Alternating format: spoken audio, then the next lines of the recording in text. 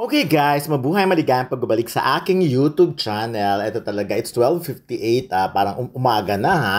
Madaling araw na of course. But anyways, again, hindi ko pwedeng palampasin ang video na ito na of course, video nila Angelica Panganiban, Bella Padilla, and Kim Chu of course, ang Becky, di ba? Alam naman natin yan, yung grupo nila. But anyways, ito talaga yung klase ng friendship na kaiingitan mo talaga. Of course, lalo na sa showbiz, na I would say na sa tagal ko na rin medyo ang hirap magkaroon ng mga kaibigan, lalo kung ganyan kalalaki artista. Usually kasi parang pag ang kaibigan mo, kailangan pag sikat yung isa, yung mga iba niyang friends ay hindi masyadong ganon ka-popular kasi para walang competition. Alam niyo naman sa showbiz, mas lamang yung competition lalo pag pare-parehas kayong mga, lalo ang babae. Sa lalaki, hindi masyado talagang siguro mga ano lang yan.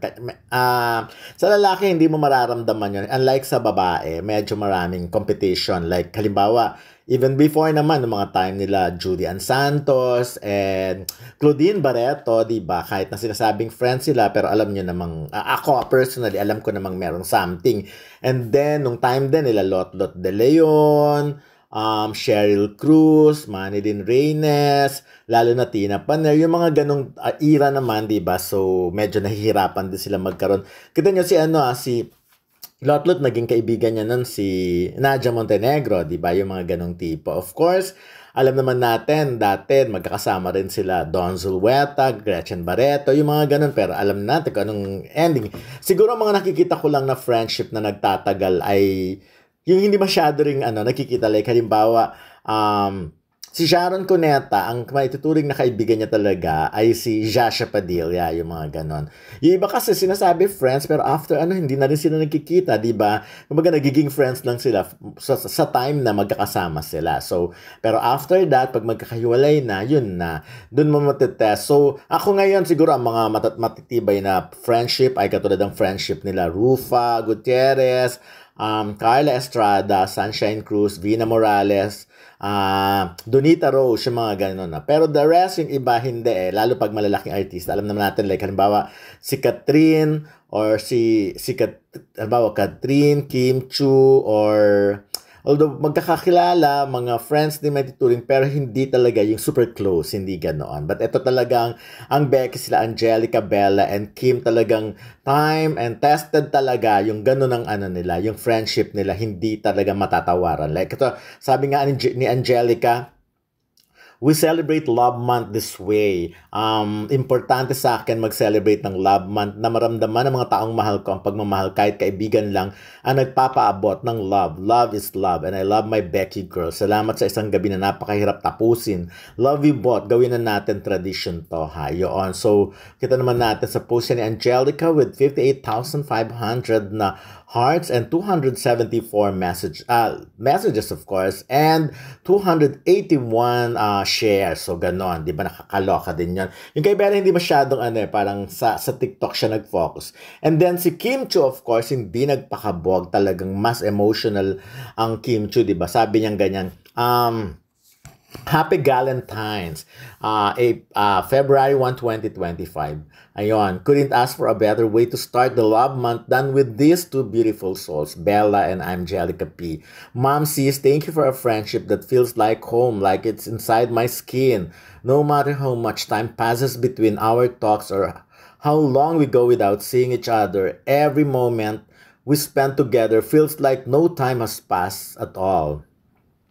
Ma'am Siangge, your effort in preparing such a beautiful setup and most especially cooking for us made this night extra special. Every bite was filled with love and just like always, our hearts are just as full as our tummies. And Ma'am Si Belsi, thank you for coming straight from your Bohol trip just to be here. It really means the world to us.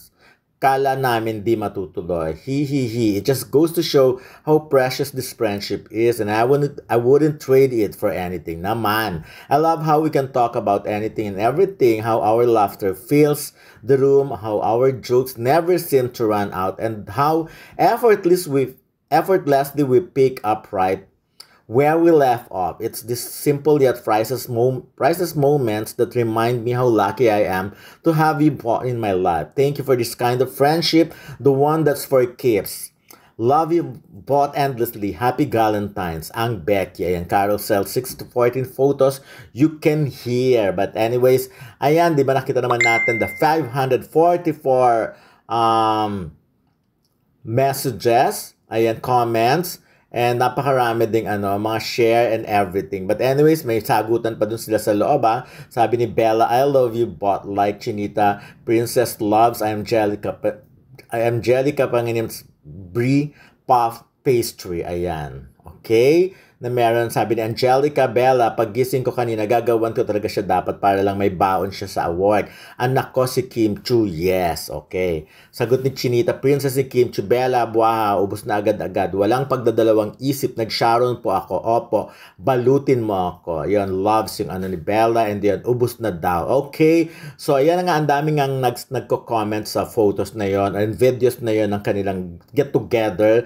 Sabi nga, napaka-blessed nilang tatlo, na-meet, nakilala nilang isa't isa at itinuring nilang mga kaibigan, tunay na kaibigan, mga kapatid. Again, sa showbiz, ang hirap-hirap humanap ng mga tunay na kaibigan. Yung ganyan na yung mapagkukwentuhan mo. And for sure, isa sa mga napag-usapan dyan ay ang tungkol sa love life. At makikita niyo sa smile ni Kim Chu. Dahil lahat naman sila ay masaya na sa kanilang buhay, diba? Si Angelica ay kasal na, si Bella ay meron ng matagal na foreigner na boyfriend, si Norma, at ito nga si Kim Chu ay si Paolo Avellino na ayan pinag-uusapan for sure. Isa sa mga naging topic dyan, at si din naman si Angelica, kilala rin naman si Paolo Avellino. But anyways, ayan, bonggang bongga. So I'm sure tutulong tong dalawang to sa promo ng My Love Will Make You Disappear. And I'm sure kung di sa premiere night a-attend tong dalawang to, malamang magpapa-black screening or sa black screening. Basta yon, sana all katulad nila, yun, makahanap din ang lahat ng totoong friendship. Kasi, again, mahirap yan sa showbiz. Pero ito ang Becky, napatunayan nila na hindi mahirap, na merong totoong pagkakaibigan sa showbiz. Kaya bonggang-bongga sa